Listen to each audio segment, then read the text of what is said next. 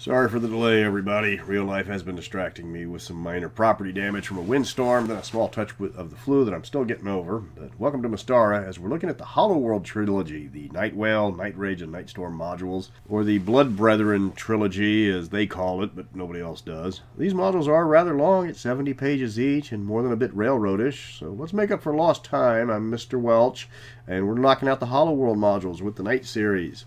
Before I get started, I have to say the entire premise of these modules does not hold water. Major spoiler, but it's mentioned before by others, that the background instigation for the trilogy defies belief.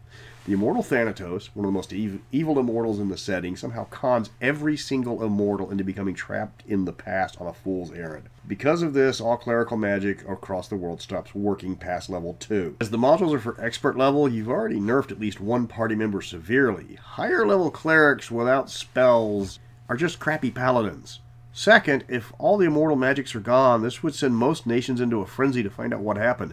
This is set pre-Wrath of the Immortals, so Ariadne has hundreds of epic level wizards that would start plane hopping to find the cause of the interruption. Then Call would dispatch dozens, if not hundreds of heroes of at least master level to find out what happened.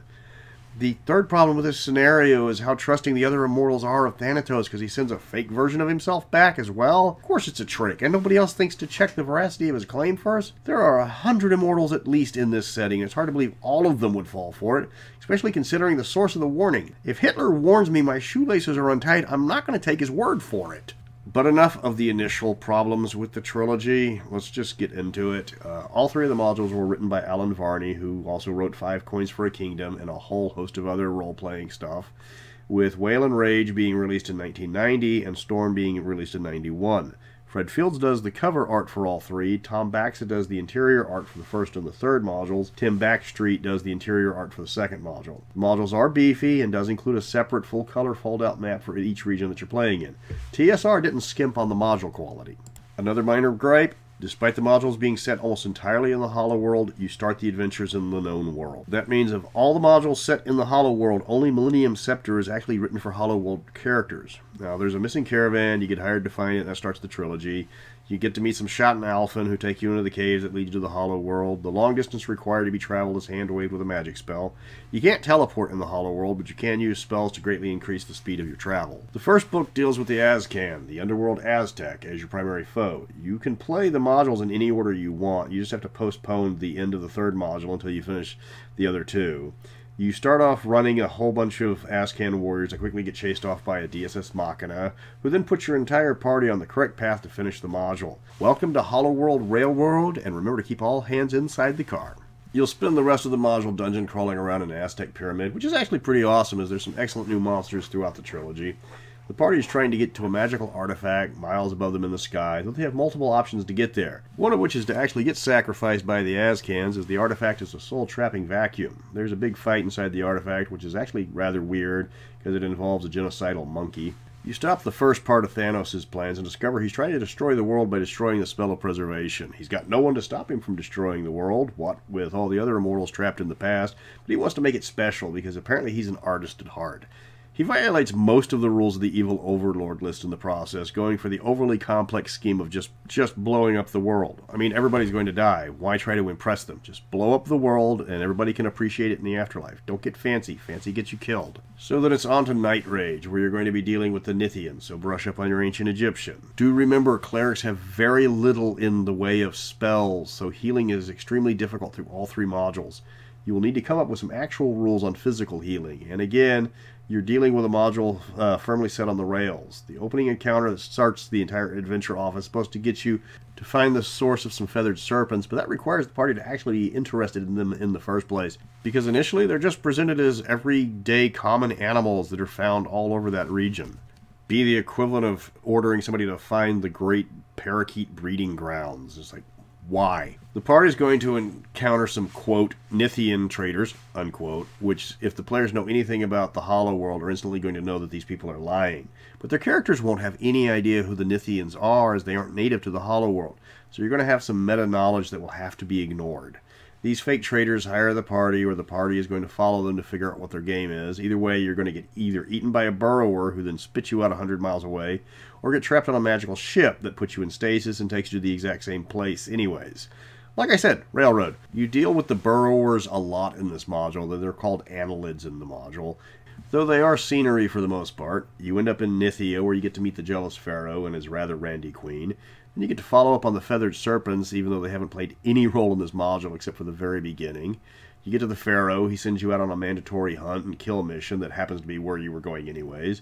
You find the feathered serpent breeding ground that the module makes a big deal about, despite the fact that it's on a rail, and you're going to find it even if you weren't looking for it in the first place. You also get to see the spell of preservation in action, because if you're about to wipe out the man scorpions that the pharaoh wanted you to kill, the spell saves the last of them and respawns after you leave. So you do find their magic boat, and then you proceed to the next part of the module. You've got a generic dungeon crawl to track down the boss of the dungeon that leads you to the feathered serpent queen that just feels thrown in. You deal with the boss, and the party gets to turn into feathered snakes for a year. I'm not kidding. That's the reward of the module. The party gets to turn into what's basically a coatl for 1 year at will. But then you're going to be changing tracks for the third railroad of the series, Night Storm. The last of the module is based heavily in Shajapur, an extremely segregated version of an Indian society where everything is broken down by caste and the people have a deep-seated fatalistic attitude. They have no desire to improve their life, because if fate wanted them to be poor, they're poor. Because of the spell of preservation, there's nothing the party can do to improve their lot. The majority of the module, in fact almost all of it, is a scavenger hunt to get the parts of a ritual needed to find the big bad. The most memorable part of the module is it turns you into immortals at the end. For real immortals, with all their powers, just not for long. Just long enough to find the actual immortals and get them to do their job. The players get to play around as all-powerful beings as a very brief bit, righting wrongs and avenging evil, but probably going to break any game that lets them, but that's in the module. You get to chase down Thanatos in a hostile realm called Night Storm, obviously. And if you play your cards right, you get to beat the crap out of him, because everybody wants to beat the crap out of Thanatos. Everyone gets kind of a wish as a reward after they lose their powers, but all the reward you get mostly is experience. And if you're playing this module, use your immortal powers, or at least ask the immortals to uncurse that shepherd. It helped you out a lot in the beginning of the first one, because he was a nice guy and he didn't deserve his curse, and even if you ask them as your wish to uncurse him, the immortals don't even consider that an actual wish, because they do it without thinking. That's the Night Module Trilogy, or the Blood Brethren to use its official name, as the big bads are the Blood Brethren. It's 2 railroads and a scavenger hunt that's pretty railroady itself. The premise of the Lost Mortals is ludicrous. I know I've stated many times in the past that PCs need some purchase in earth-shattering events, but losing every immortal but the worst is going to send every major NPC, both good and evil, scrambling to find out what happened. There would be severe ramifications across the known world, especially in areas where the bad guys rule through fear and religious persecution. Take Hool, for example, home of the Master, and is a worshipping Loki in one of his forms, and suddenly that guy no longer has all the powerful spells, and somebody's not going to take him out? The Tiger clan that worships at Santiotl and Danil Tiger Stripes, and all of a sudden the slaves find out that there's no clerical magic that works past low-level spells. That's not going to create an uprising? What happens in Yalarum when the clerics of Al-Khalim suddenly discover that they don't have any power and their prayers go unanswered? That's not going to sit well with the populace of that nation. A week without immortals is on par with the week without magic. It's going to be devastating across the globe. But the module doesn't make a big deal about this. This is like the Time of Troubles in Forgotten Realms, only done in an extremely underwhelming fashion. Telling the players, oh, by the way, all clerical magic past level 2 stopped working the day after you took this job, is going to cause a panic, and it's not fair to the cleric in the group. I've tried to think of a better way to justify this scenario, but nothing comes to mind. Add in the fact the entirety of the Immortal Pantheon critically failed every single wisdom check when all of them ran off without exception to follow this fake story right into his trap. Nothing makes a lick of sense in the backstory of this module, no matter how you try to justify it in your head. Getting the modules are cheap. You can get them in shrink for about $20-25 each. There's not a lot of demand for them. PDF is $5. There is a print-on-demand of Night Storm for $10, but then you're missing out on the full-size map, which is actually quite nice. If you're collecting them, spend the extra money and get the full modules. They aren't expensive or hard to find, and you get a fold-out map of parts of the Hollow World. If you just want to read them, stick with the PDF. I'm not a fan of the POD because I like the pull-away covers and maps that come loose from the book. That's the last of the modules for the Mystara setting. I'm not counting the Thunder Rift because that was an attempt to create a new setting with the basic rules. They got flipped to the Glantry at the very last one. I'll probably do the Immortals later though, but those feel like a different game entirely compared to D&D.